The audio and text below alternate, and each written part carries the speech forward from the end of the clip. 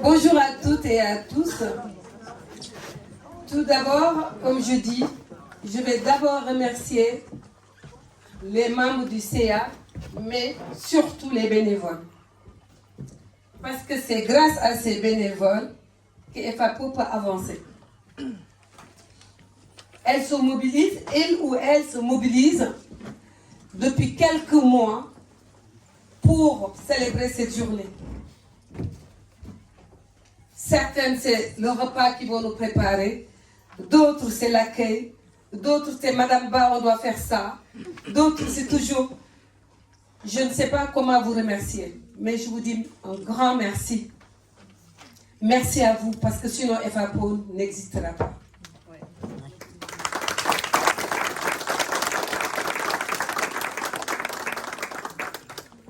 Je remercie tout d'abord M.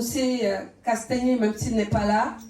Je le remercie d'avoir accepté d'être parrain de cette journée, les 10 ans des FAPO. Merci à Madame Carpentier et Madame Issati qui sont là pour le représenter.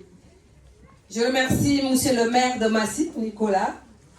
Merci de nous avoir accueillis à Massy. Ce n'est pas la première fois. Et ce n'est pas la dernière, c'est ce que j'allais dire. Il l'a dit avant moi.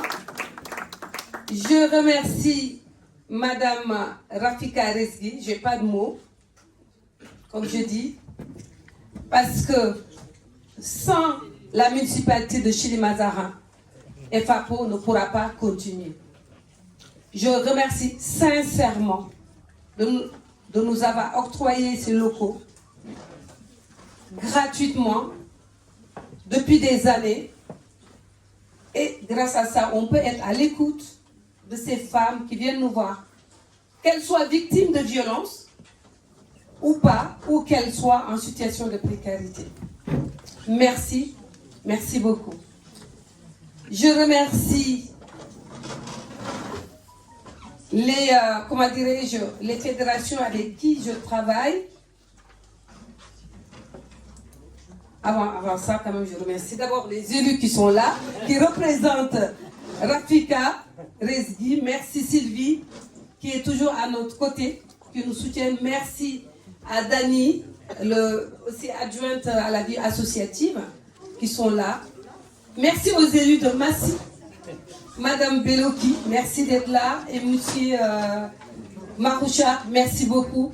Parce que aussi, sans votre aide, on n'aurait pas eu ce matériel qui sont là et on n'aurait pas eu ce podium. Merci, c'est un grand merci d'être là. Merci aux fédérations UDAF, représentées par le vice-président qui est là. Merci aux associations CIDFF qui est là. Merci, on travaille ensemble. Parole de femmes, il y a ADSL. Il y a Ramata Afam, il y a... Comment elle s'appelle? Elle n'est pas là, mais bon, c'est pas grave. En tout cas, merci. Il y a FIASM qui ne sont pas là, mais qui vont arriver. Ah ben, elle est là. Je n'avais pas vu. Il y a... Merci à toutes les personnes qui sont là aujourd'hui, présentes, pour nous soutenir pour cette journée. Cette journée qui est 10 ans. 10 ans, c'est vrai, c'est jeune. J'aurais bien aimé en avoir aujourd'hui 10 ans. Bon, c'est trop tard. Mais 10 ans de travail, c'est beaucoup. 10 ans d'engagement. 10 ans d'engagement acquis auprès des femmes. FAPO, en finir avec la polygamie. Oui, en finir avec la polygamie. Tout le monde me disait, quand j'ai créé... Bah, tu ne resteras pas un jour. Tu vas fermer. Parce que tu ne pourras rien faire. Mais je dis toujours, je n'ai pas de bâton magique. Parce que toute seule, je ne peux pas. Mais je peux sensibiliser. Je peux porter une voix pour montrer quoi? Les violences qui règnent dans la polygamie. Dans la polygamie, quand j'ai parlé de la polygamie, pourquoi j'ai écrit d'abord le livre? Mon livre Vous pouvez le lire vous tous. Vous allez voir dans le livre, ça va vous montrer le cortège de souffrances qui règne dans la polygamie. Et c'est ça le but. Ma soeur en a souffert jusqu'à mourir. Je dis non, je ne peux pas rester comme ça. Regardez les bras croisés. Regardez, se dire c'est traditionnel, c'est culturel. Je dis non, c'est juste par la dominance masculine. Et je le dis haut et fort. Parce que les femmes, la majorité qui rentrent dans une situation de polygamie n'ont pas le choix. Elles sont obligées de subir. Elles sont obligées de subir la tradition. Et c'est pour cela. Elles crèvent, elles développent des maladies. Et sans oublier les enfants. Les enfants, comme je dis, un enfant qui vit dans une situation de polygamie, il garde le secret. Toi qui es psychologue, tu peux le dire. Et on sait très bien qu'un secret, nous tous, quand on nous fait garder un secret, ça nous prend la tête. Et cet enfant qu'on demande de garder ce secret, c'est-à-dire, surtout ne le dis pas parce que je suis dans un pays qui l'interdit. Mais ça existe parce que c'est un mariage religieux. Et cet enfant va garder ce secret. Ce secret va l'envelopper au niveau de l'école, ce qui fait que ça peut jouer au niveau de ses capacités intellectuelles. Si je dis des mensonges, tu me le dis. Je ne suis pas psychologue, mais c'est une réalité. Et souvent, ces enfants peuvent avoir des échecs scolaires, sans compter les violences qu'ils subissent à l'intérieur. Donc, c'est pour cela que je dis non. Oui, j'ai entendu tout à l'heure, il y a des femmes, effectivement, qui prouvent la polygamie. Mais pourquoi pas? Elles le font. Et ce qui est dramatique, c'est les enfants nés en France. Nés en France. Mais pourquoi? Je vais vous le dire. Parce que, très souvent, ces femmes qui font ça, les jeunes filles, il y a le développement de l'islam. On ne me dira pas le contraire. Du moment qu'elles rentrent dans l'islam, elles peuvent accepter cette soumission. Et il n'y a pas que ça. C'est parce que je l'accepte, parce que ça me permet de légitimer mes rapports sexuels. C'est juste un mariage religieux, donc je peux divorcer quand je veux. Et c'est ça le problème de la polygamie. Et quand on a créé la polygamie, parce que aussi, pourquoi je parle de toutes ces violences? Parce que dans la polygamie, quand je l'ai créée, je voyais juste la polygamie. Mais on s'est rendu compte très vite que dans l'intérieur de la polygamie, il y a toutes les formes de violence qu'on peut citer. Il y a les violences conjugales, il y a les violences physiques, il y a les violences psychologiques, administratives, économiques, séquestration, viol, mariage forcé, l'excision. Et c'est pour cela que FAPO englobe tout ça. Mais heureusement, FAPO ne travaille pas toute seule. Parce que FAPO, elle l'oriente. Elle l'oriente vers GAMS, elle va orienter vers Parole de Femme, elle va orienter vers Voix de Femme, etc. Parce qu'on ne peut pas travailler tout seul pour pouvoir avoir ce sujet, pour pouvoir traiter les problèmes des violences. Il faut pouvoir travailler ensemble. C'est pour cela aujourd'hui vous êtes tous là. CIDFF est là, Parole de Femme est là, AFAM est là, ADSL, on est tous, sans compter les autres, EFIA, on est tous là. Bien sûr, Madame la déléguée départementale est là, les deux délégués départementaux, Madame la déléguée départementale est là, Madame Belloki est là, Madame Sylvie Le Palu est là. Donc, tout ça ensemble pour qu'on puisse éradiquer, accompagner, protéger ces femmes qui le subissent. Et que fait FAPO? Je pense que vous avez envie de savoir ce que fait FAPO dans ces locaux. Que fait FAPO? Vous m'excusez, hein, je n'ai pas pris de papier pour discours, mais j'essaie de m'en sortir. Et que fait FAPO? FAPO va accueillir ces femmes. Et comme je dis, à FAPO, c'est un arbre. On voit l'arbre et puis il y a les branches gauche-droite. Et ces branches, qu'est-ce qu'on fait? C'est les actions qu'on mène pour aider les femmes. il y a la polygamie, il y a toutes ces violences qui l'englobent. Et ces branches, petites branches, vont être les activités qu'on mène pour que ces femmes s'en sortent. C'est quoi? On va mettre en place, on travaille avec la MEF. Depuis 2018, on a mis en place les ateliers de recherche d'emploi, de formation pour aider les femmes à retrouver un travail ou une formation. Depuis 2022, on a mis en place, parce qu'on s'est rendu compte très vite, que ces femmes ont du mal aussi à aller travailler parce qu'il y a les problèmes de garde d'enfants. On a été lauréate de la Fondation de femmes. Ça permet de créer ce qu'on appelle une garderie solidaire pour permettre aux femmes qui ont des enfants de 0 à 3 ans de pouvoir garder leurs enfants par une assistante maternelle et FAPO prend en charge le reste en charge de la CAF. On a mis en place, pour aider ces femmes toujours, pour avoir leur autonomie, le permis pour elles, qui est subventionné par la préfecture de Paris. On permet aux femmes, FAPO prend 70% du montant du permis, travail en partenariat. Les femmes vont payer 30% pour leur permettre de passer le permis et trouver plus facilement du travail. Après le travail, comme je dis, c'est le logement. Donc on travaille avec les assistantes sociales. On oriente vers les assistantes sociales. Les CCAS, je n'arrête pas d'appeler Sylvie Palu. Des fois, tu peux ne pas me répondre. Donc, parce qu'elle doit en avoir marre. Donc, pour pouvoir leur trouver un logement, ces femmes.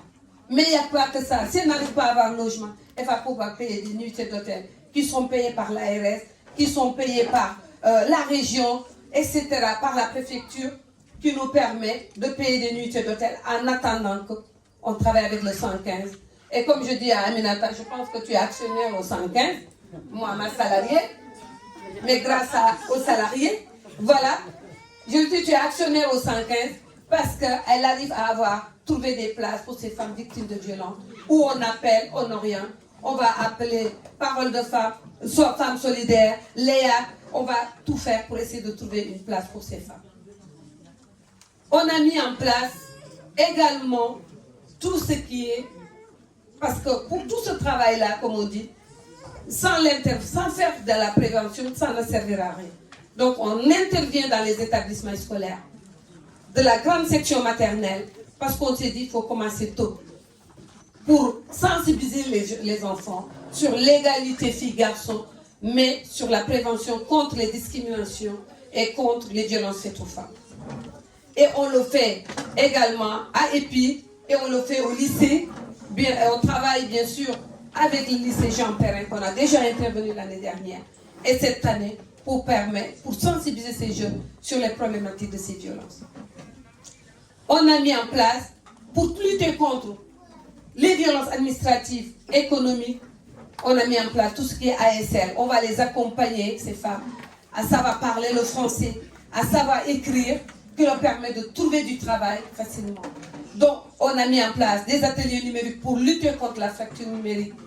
On a mis en place, tout récemment également, des groupes de parole pour permettre aux femmes d'aller au resto s'ils n'arrivent pas à y aller, d'acquérir déjà l'espace public, mais pas que, se retrouver entre femmes, parler entre femmes, se libérer la parole, tisser des liens entre toutes femmes d'origine. Et on a mis en place ce qu'on appelle l'atelier d'écriture qui est animé par Stéphanie Adjé, écrivaine, qui est écrivain public. Et ça permet, c'est la première année qu'on le fait, et ça permet aux femmes de libérer la parole. Il faut voir, bientôt le livre va sortir, parce que je ne m'y croyais pas qu'elle savait autant écrire. On a mis en place des ateliers de cuisine. Oh là là, c'est pour ça que j'ai grossi. Et les ateliers de cuisine permettent de repérer les talents des femmes. Ben, j'ai grossi à Nicolas. Non. Ça permet de repérer les talents des femmes. Et cette année, on va choisir des femmes avec EFIA ISM pour faire un battle et qui peut aller jusqu'à Paris. C'est régional. On va choisir des femmes volontaires, bien sûr, pour faire le battle avec EFIA. Et on a mis en place le potager de partage. Le potager, moi avant de venir en France, j'étais technicienne horticole. C'est vrai que j'ai vu ma mère pleurer, parce que quand elle me voit, elle me dit pourquoi pas le médecin, pourquoi pas infirmière, pourquoi pas autre, pourquoi ça. Tu mets des bottes et tout ça pour aller dans les champs. Mais moi, c'est ce que je voulais faire. C'était un métier d'homme. On était 6 femmes sur 30 dans notre classe. J'ai créé un GIE comme j'étais au Sénégal. Et je travaillais et j'adorais faire ça. Et j'ai trouvé que travailler la terre, c'est une thérapie. C'est une thérapie. Quand on est là-bas, vous n'allez pas me dire le contraire. Elles l'ont toujours dit. On oublie nos paroles, nos soucis. On est là, on travaille la terre et ça, on va manger bio, on va partager des bons moments conviviaux aussi et mange bio. Ça permet de lutter contre la précarité et ça permet également de tisser des liens entre femmes de toute origine différente. C'est vrai, on confirme.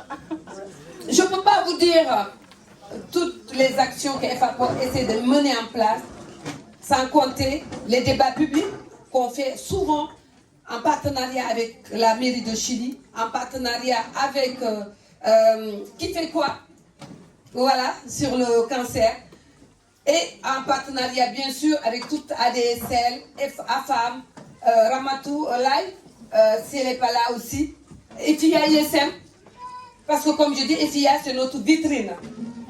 FIA ISM c'est notre vitrine. Ils m'ont épaulé quand j'ai commencé mon association.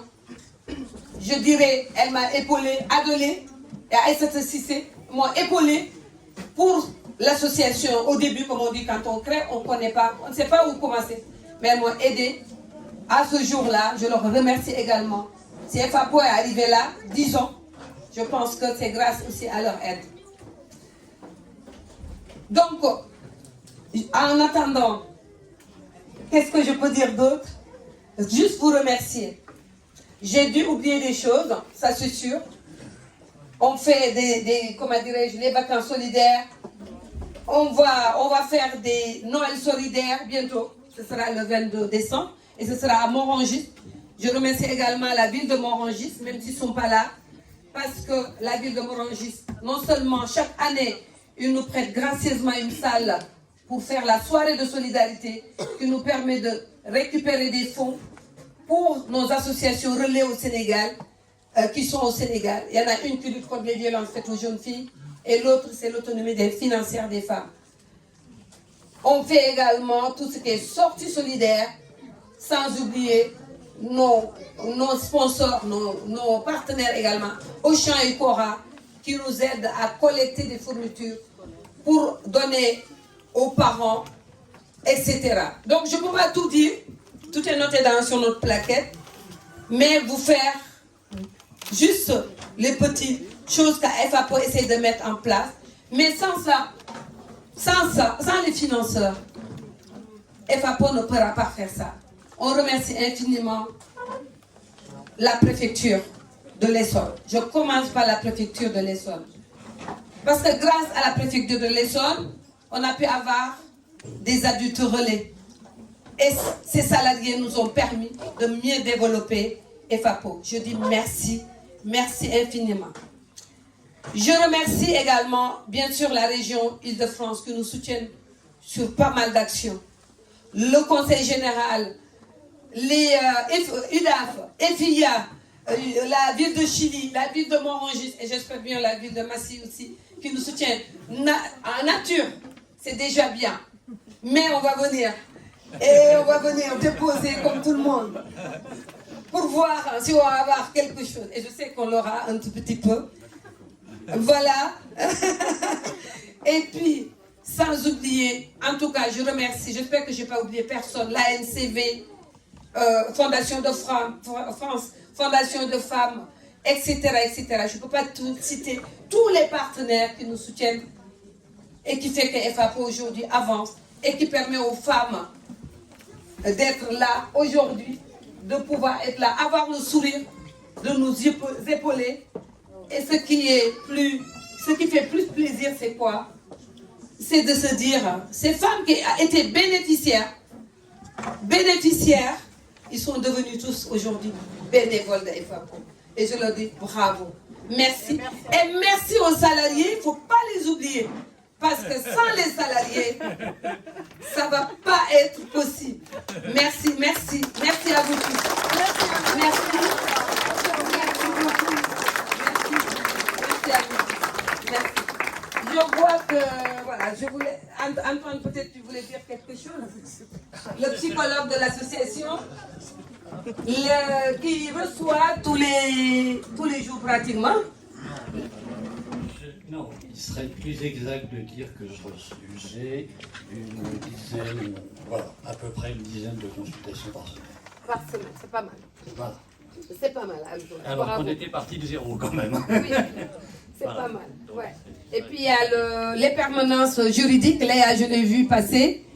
Voilà, qui permet aussi aux femmes, soit victimes de violences ou en situation de précarité, d'être prises en charge juridiquement par FAPO. Et après, bien sûr, on oriente toujours. Voilà. Merci beaucoup. Merci à vous.